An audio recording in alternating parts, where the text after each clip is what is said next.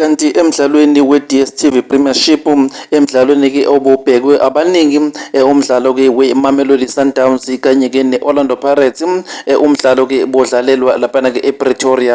Lamaqembu ke wamabili ashaye ke abukana lapho ke umdlalo ke upheleke ngedraw ka 1-1. Kanti ke igoli le-Mamelodi Sundowns lingene ke ngesiwombe sesibili lapho ke elishaye uyena ke uMarcelo Allende umdlali ke ngokudabuka uvela lapha ke ezweni laseChile. Uyena ovule ke inkundla ngokuthi kuyashaya igoli ke le-Mamelodi Sundowns wasukuthi igoli ke le-Orlando Pirates lona lingene ngepenalty ke eshayo ke uThapelo Xoki.